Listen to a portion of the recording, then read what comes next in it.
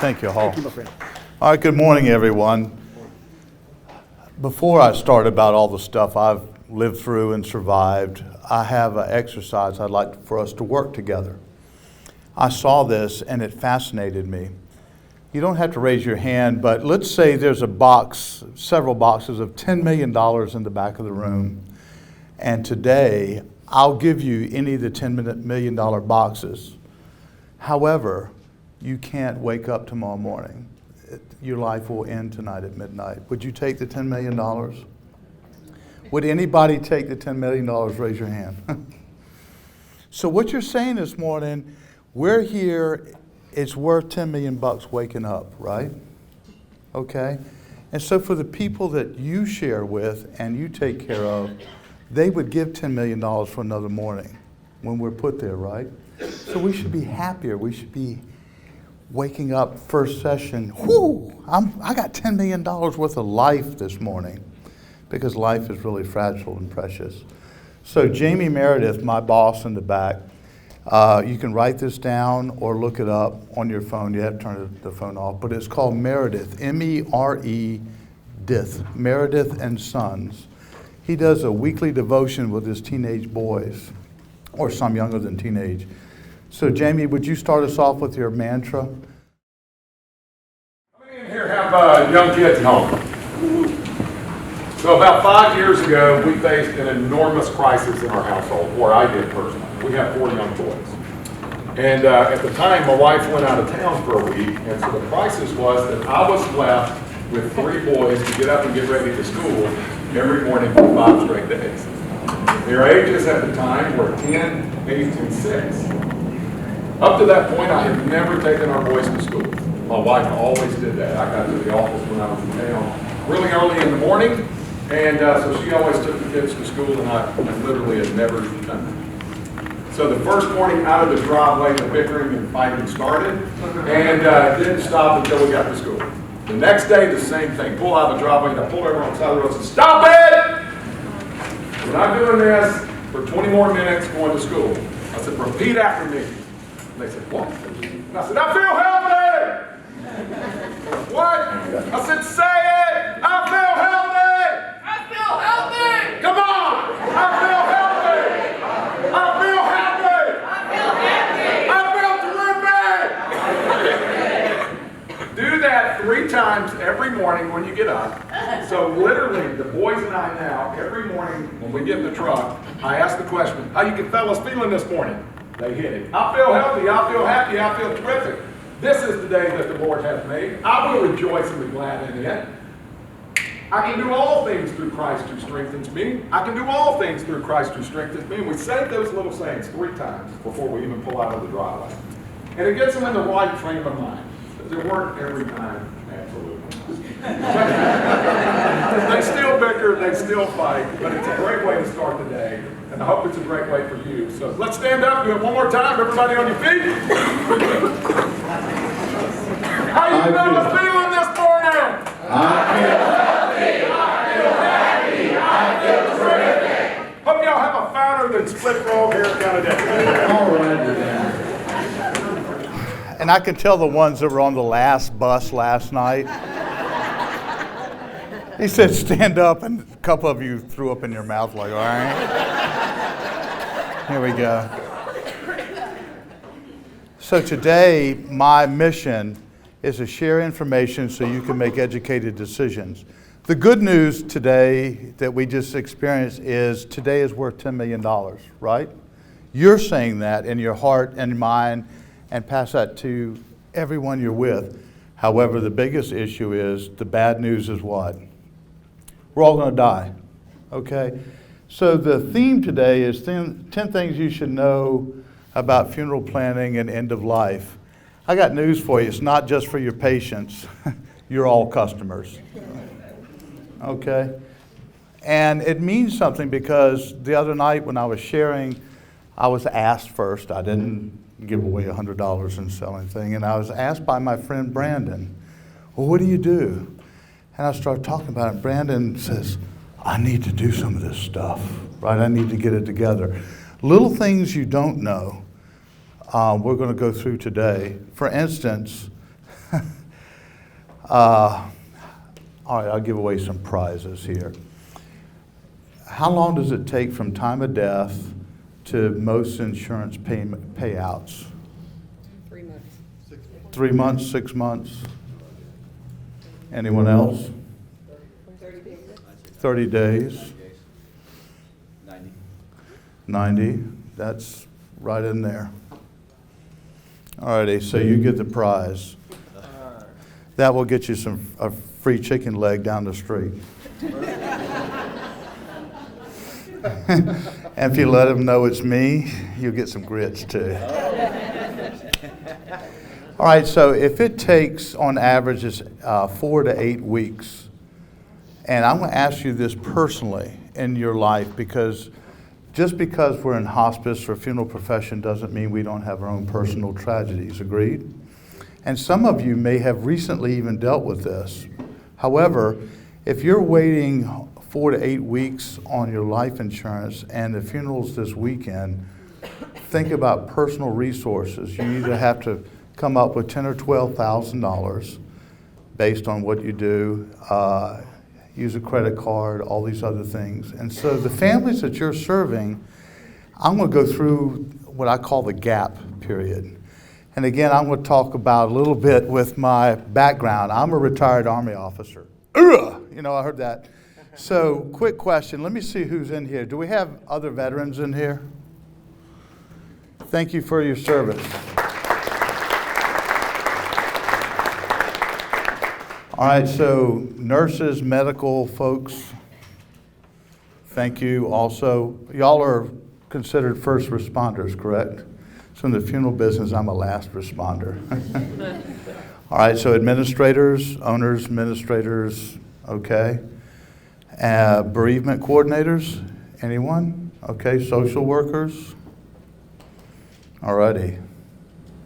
Well, we need to have them come too sometimes. All righty. So my point being, if you had to make those decisions in your own personal life, would you want to put that money out of your own savings or checking account, or would you use the insurance? Insurance, yeah. Last year, help me out a little bit, Louise, today, 1 year ago, after leaving Sono, one of the employees and part of our big group, her husband died. And I got back and I got an email or a call from Mark saying, we have an employee that's husband's died, can you help? Sure, I can.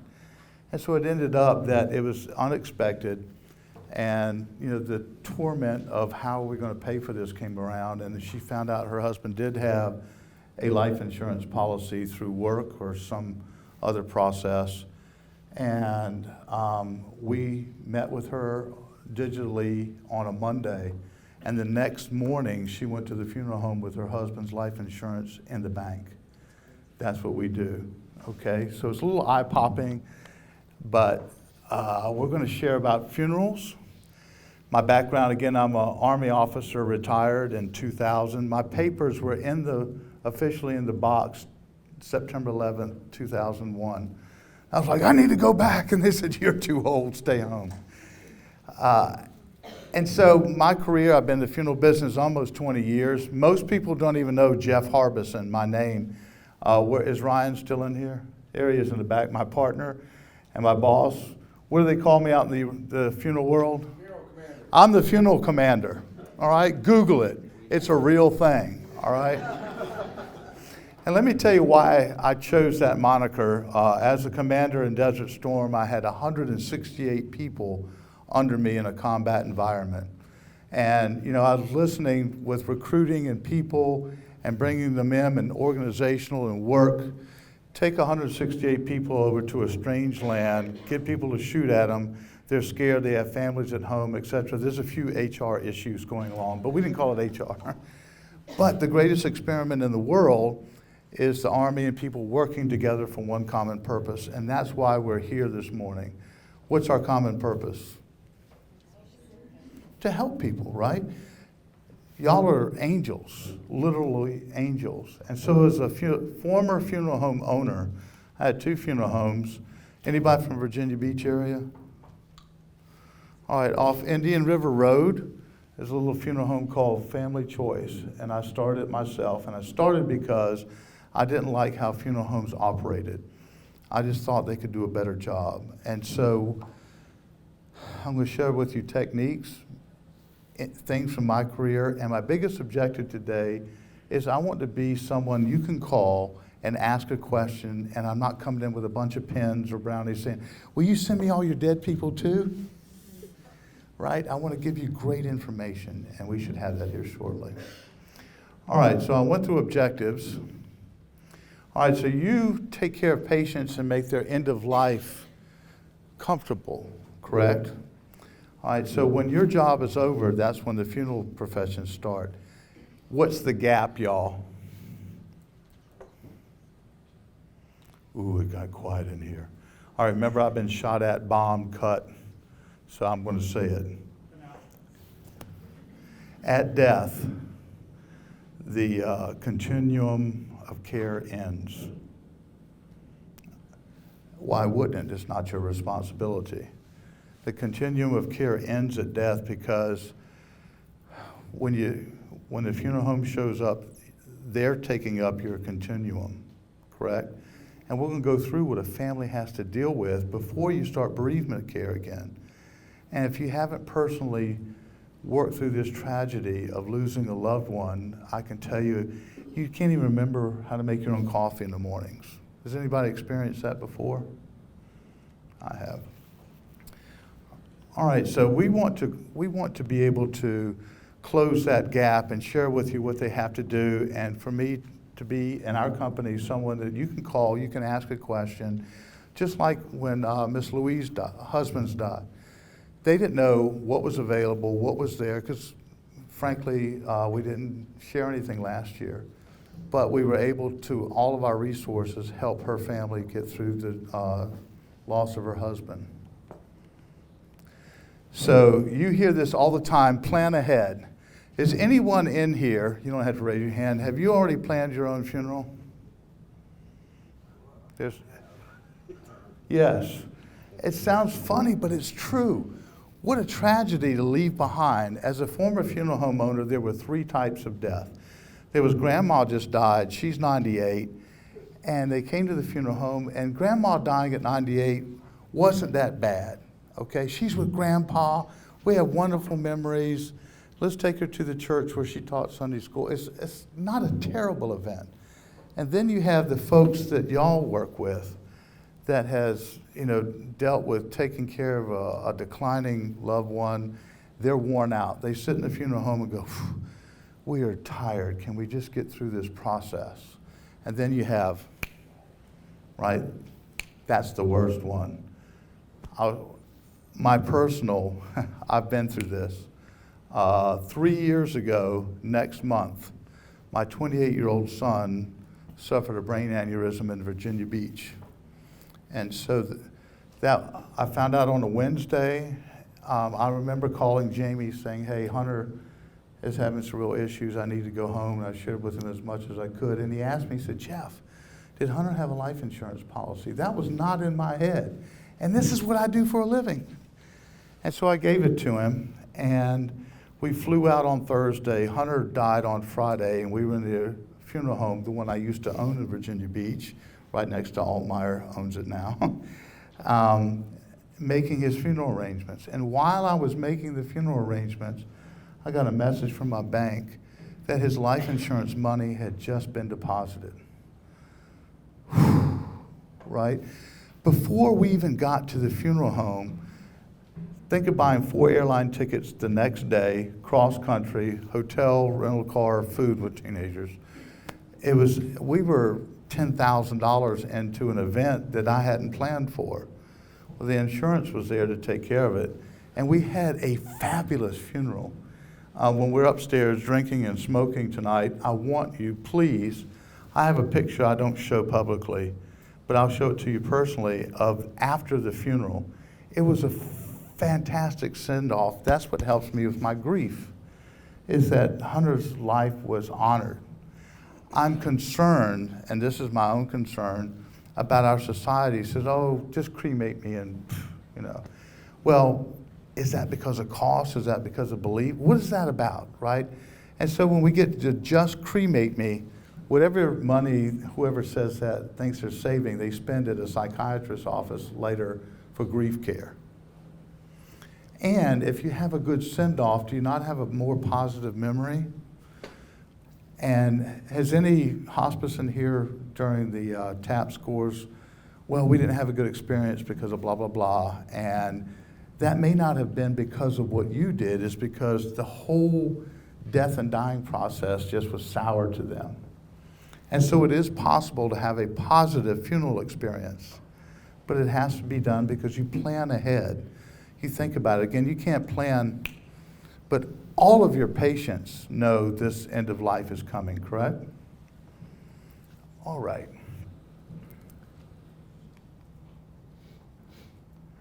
There we go. All right. The funeral is one thing, and I know it's hard to see this, but here's another. These are things you have to deal with when you close out someone's estate. When I say estate, now I'm from the South, right? Estate is South Carolina, North Carolina, Virginia, okay? And most people in middle class or okay, I just had a mature moment, so that was good. I wasn't going to say what I was going to. The most people that are struggling don't think they have an estate because they're middle class. Well, we don't have an estate. We pay rent, etc. But there's life of closure things you have to do. For instance, how many of your spouses or someone you love has access to your phone to open it up and username, passwords? Very good. Because Apple will not shut a phone down or allow you to get access to all those pictures because of death. Death certificate, nothing matters. If you don't have username, password, it's gone. Well, how do you do that? You have to talk about death ahead of time with families. There's 30 million people dead on Facebook. Think about that. I get a happy birthday, or it's Hunter's birthday every July 26th. His wife didn't have his username and password. So part of a grief, things to think about have to be closed out. If you don't have these affairs in order, there are things that we don't think about as clinicians or professionals until after it's happened, and we can't do anything after the death. So we need to meet the families where they are and have those tough discussions. Who gave the tough discussions yesterday? Yes, well done, thank you. In the back, that's a tough discussion to have. And not only your families we're talking about today, but that you work with. This is personally too. Think about in your own life how to get those things together. The worst that happens, I'll tell you as a funeral home owner, is a family comes in and dad or mom said nothing. No advice, this is what I want, this is how I want to do it. I was recently at a convention here in the funeral business, and we were at a bar, and 3 ladies were sitting together like in a little lounge area, and I happened to be over there. And it ended up being a mom and 2 adult daughters. And I could overhear them having a pretty vigorous discussion. Dad had just died. So mom, the wife was there, the mother, and 2 daughters. They were arguing over whether dad should be cremated or buried. That's not the time to have that discussion. And I shared with them, I said, I'm in this business, and I overheard you, and I empathize with your anguish. And they said, well, he never said which one he wanted to do. What should we do? I said, go see your priest. I asked what faith they were. Go see your priest and get advice from there of what you like to do, religiously or your faith-wise. Nothing worse than to be in a funeral home and nobody told you what to do. What ends up happening then? You almost said it. What were you going to say? Okay. She was going to say, what happens then, because of our grief and all this, and didn't say it, we tend to overdo. Are you with me? And so then you overextend, or, we didn't do such and such, and, we owe at least this to be done. And you end up spending too much money making bad decisions along the way because we didn't plan. That was it? In my family, that would be arguing with one another about. It is. And thank y'all so much that when all unresolved issues in the family, they get resolved at a funeral. I appreciate y'all doing that. So there's all sorts of things up here. Credit card, life insurance, bank accounts. Do you shut the bank account down immediately? No. No, big mistake. You always hear that. That's the access to everything. Do you need a death certificate to get life insurance?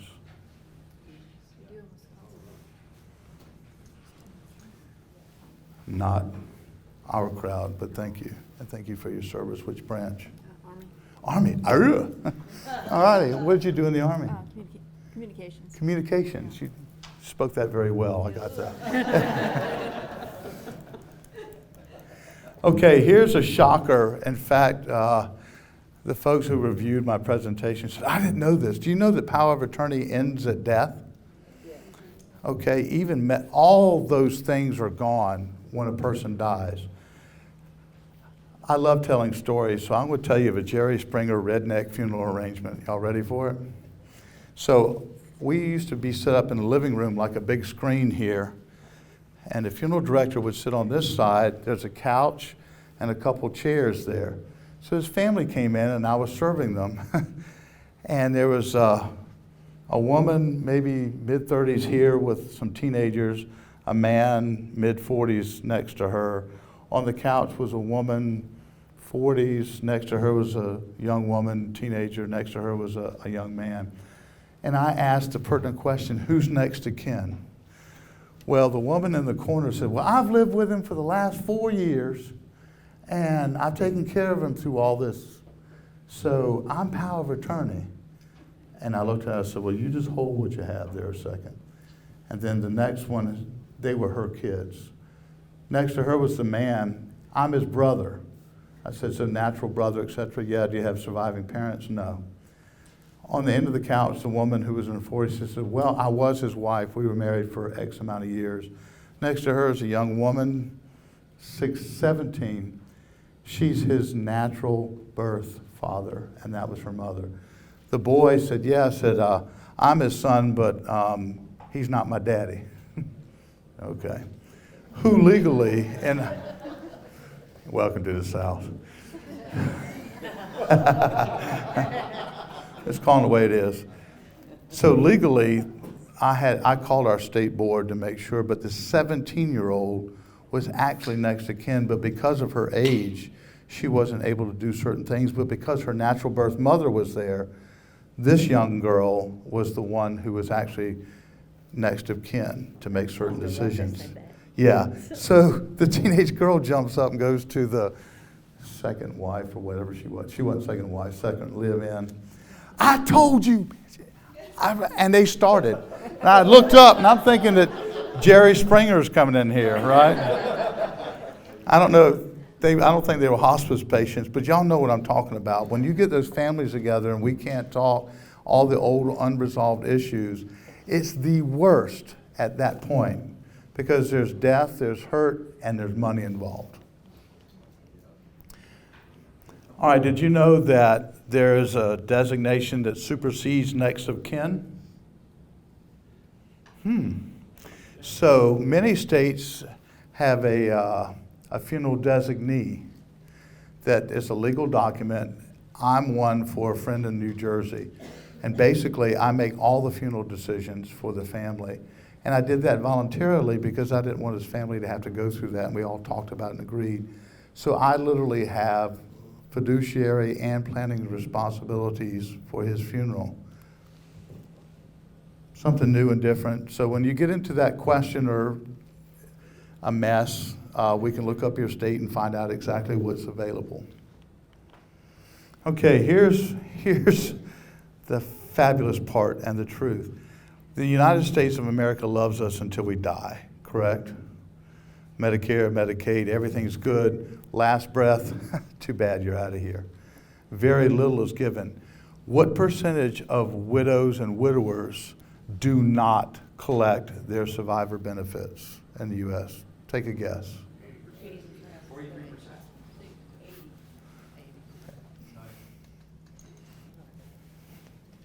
Pass that down. Get your chicken. 80%. So 80% of your clients that are struggling and having problems, they don't get their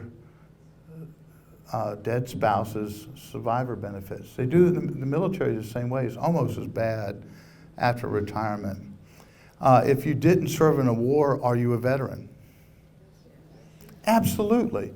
I had so many people over my time, spouses come in and say, "Was your husband a veteran?"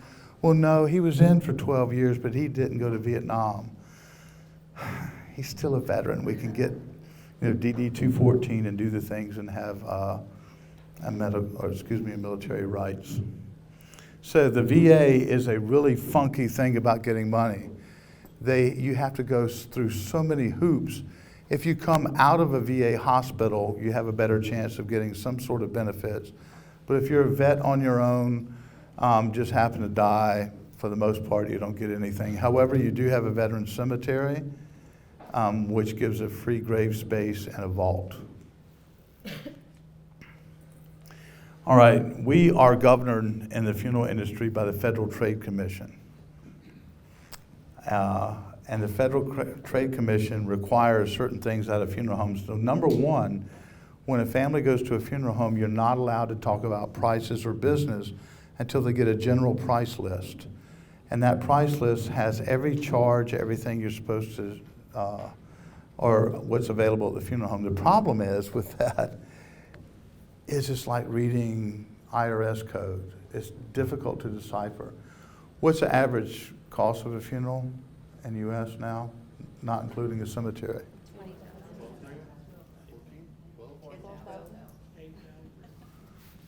It's in the 8,000s. There you go, Mark. Well done. Yeah, that's it. $8,000. If you go to the cemetery, it's going to be another 3 or 4. Cremations averages anywhere from $2,500 to $3,000. What's the average American have in their savings fund? $1,000. Average American.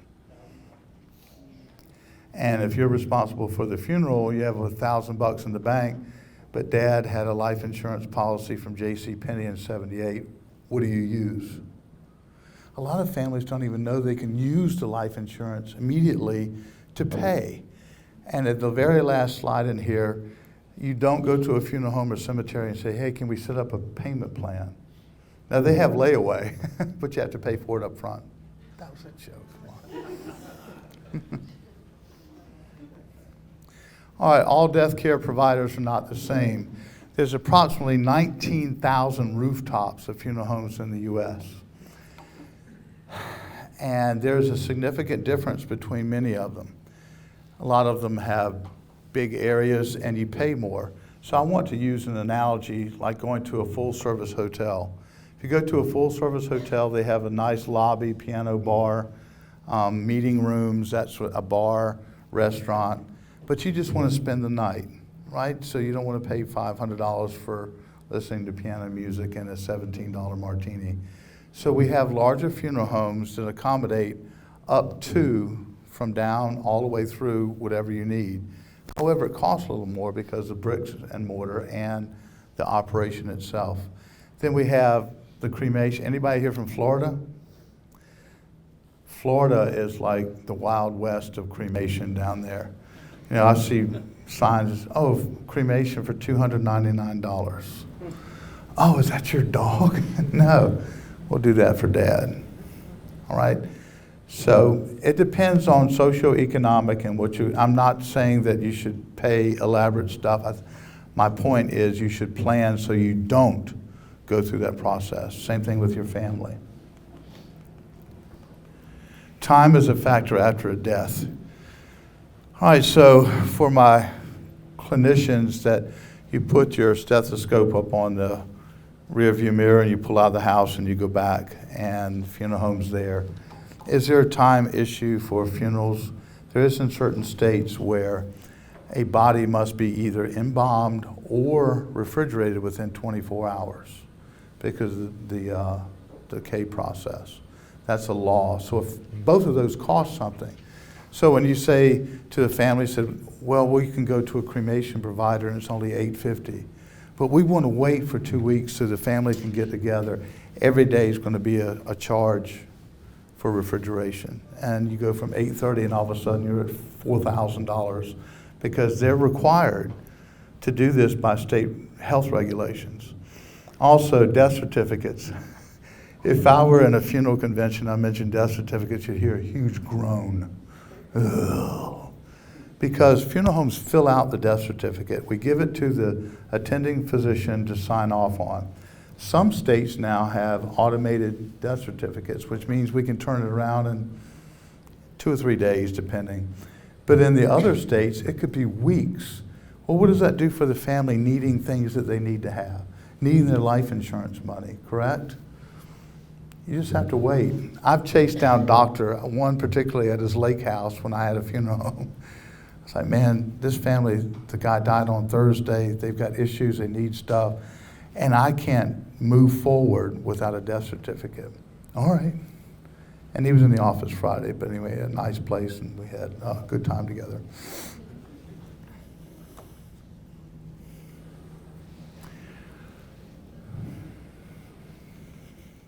All right, different types of service.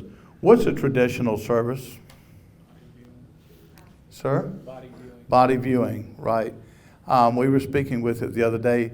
Services for funerals are really a religious rite. Okay, and so why cremation is growing so much? It's not the cost of the cremation. It's because the greatest group of religious, category is none in the United States, non-affiliated. So you don't see the religious rite process. And so each ethnicity, each religion has your own rites. The greatest one, I believe, in my research, is called Iraphalish funeral. So I take the best of every group and put it together. First of all, you have an Irish wake. Anybody know what that is? That's basically when the body's there and you blow it out. You just, right? You just have a party and you end up actually feeling worse than the deceased does. The greatest funerals of all are African American homegoings. Period. If you don't believe so, go. Fat homegoing. So in other words, we're not losing you, you're just going home. Just wonderful. After the African American service, I believe you should have a repast catered by Italians. All right? And then finally you have Jewish Shiva for 4 or 5 days to get over what you just experienced. So a Iraphalish funeral. But your funeral or how to be remembered is something personal. How many times do you get to do it? One. Do you not think people in grief because something happened or they didn't do it and they think about those things in their mind? I wasn't able to honor or I didn't feel good about seeing them one last time. Pick a subject. It's a whole grief experience issue. So we have a memorial service, and that's basically a cremation without a body present. It could be the cremated remains, but it's not the actual body laid out in the casket. Celebration of life. That's one of the best, I think. And I saw recently, I went to one. A friend of mine's wife died here in Phoenix unexpectedly. She was 54. He went to work, came home dead on the floor in the kitchen.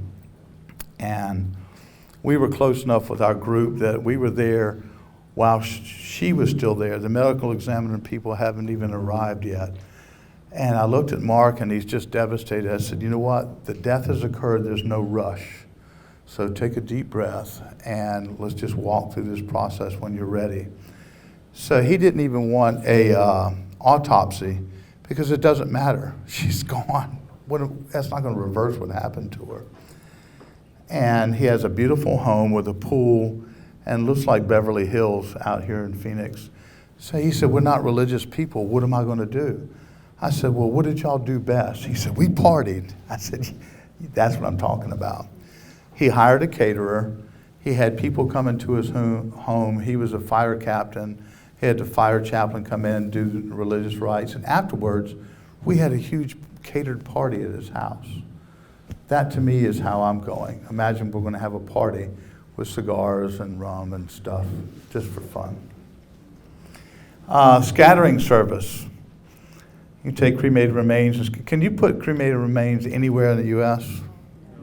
No, waterways are a big deal. Always check with that. I was playing golf here a couple years ago, and I walked outside the club, and I saw this guy with a bag bent over into the grass and the bushes. I walked up, I said, so who was that? He said, this is my mom. She loved this place. They were from Canada, so he brought her down to scatter.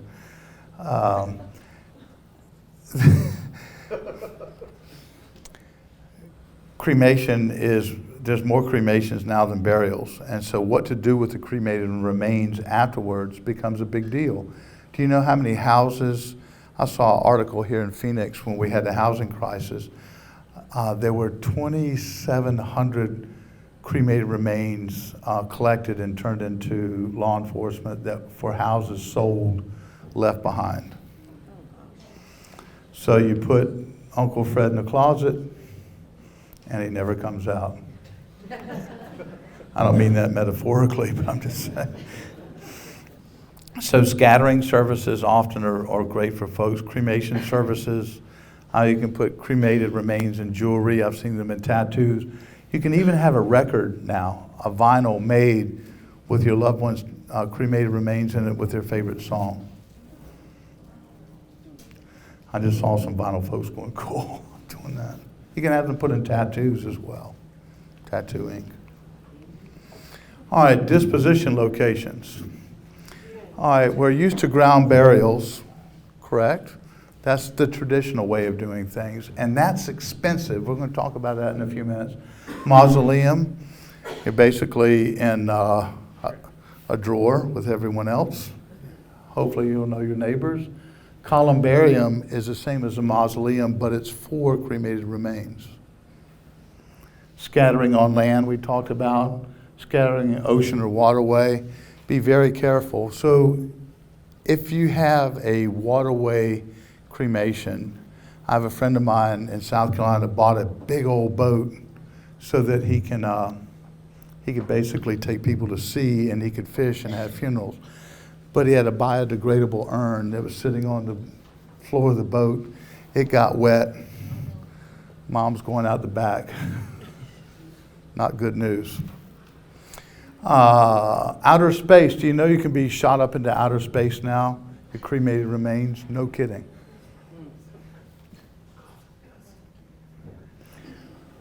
All right, so we take more forms of payment than Walmart does. Life insurance, prepaid policies, trust, etc. Life insurance is a big one. So planning ahead of time, just think in your own life right now. And that's why the difficulty is in planning for funerals. You only do it how many times in a life? The average person plans of how many funerals in their lifetime?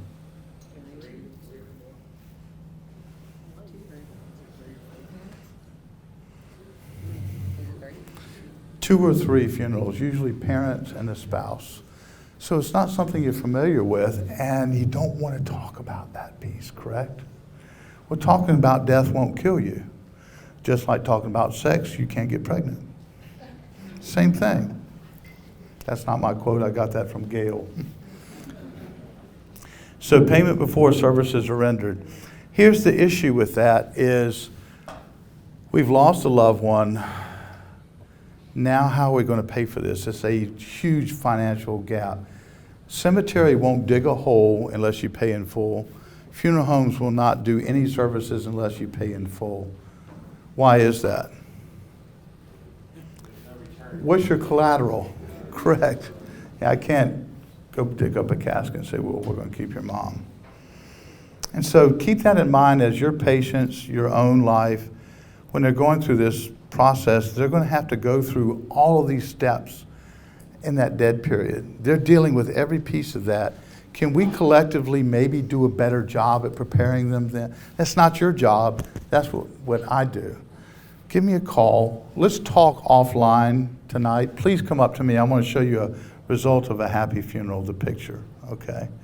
And it was my son and his brother and all cousins smiling after a great funeral.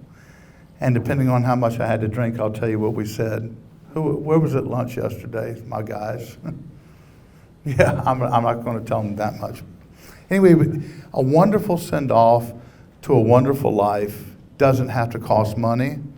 It doesn't have to cost anything. But the states are regulated that something has to be done with that body. Anybody here from Wisconsin?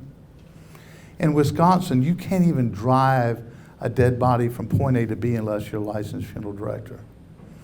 The state regulations and rules are such that it's set up, they have to go to a funeral home. You can't even as a citizen, if mom dies, say, well, let's load her up and take her to the funeral home. You wouldn't want to. However, that's against state laws. You can be charged actually with a criminal activity. Yes, sir? Does that apply to cremains as well, or is it just the body? No, just cremated remains do not. You can carry them on planes. Look up TSA. I can give you information of how to find out to carry cremated remains. You can carry them in the car. You put them in jewelry. You can't FedEx them though. You can't FedEx. You have to use U.S. mail. Yeah, I tried to FedEx my dad. They didn't like that. That's the truth. That's the truth. And it's painful, isn't it, going through all this carrying that. Dad, I want to buy you a Corvette, but FedEx is faster. Want to go back to Pennsylvania? That's it. So you have to send it through the mail. Again, to finish up, it's not your job or your responsibility to share funeral stuff with families. However, if you have a reliable community resource that you can call to walk and help through that process, I would like to be able to do that for you and personally. Just like, the members of the lady whose husband died last year. If you have an employee, if you personally have a family member that's going through this, give us a call. We'll walk you through this. We're all part of this organization. We're friends, we're family now. So if there's something you can bet if I have a family member needing hospice in whatever area, I'm gonna look and see who my friends are, and that's where they'll go. For your own personal, have this tough discussion with family, parents. If you're a young parents, have that discussion with each other, what to do with the children. And how, oh yeah, one thing I forgot to mention. Do you put your funeral wishes in a will? No. Because when is the will adjudicated? Months afterwards. Now it can be used. However, it's a bad thing because 90% of the time most people can't find it. Then you have to authenticate it, et cetera, et cetera. So have a discussion. It counts if you just write it out on a piece of paper, put it in a file. This is what I want. You don't have to go out and buy a new specific policy for burials. If you have life insurance, you can use that. And you can get it quickly as you need to because you have a friend in the business. And thank you for giving us the opportunity. And please let's chat while we're here.